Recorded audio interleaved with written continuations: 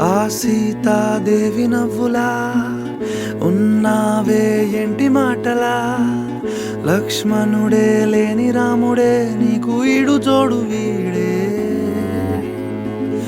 అందాల బుట్ట బొమ్మలా అచ్చంగా కంటి పాపలా, వెన్నెల్లో ఆడపిల్లలా నిన్ను తలుచుకుంది ఈడే.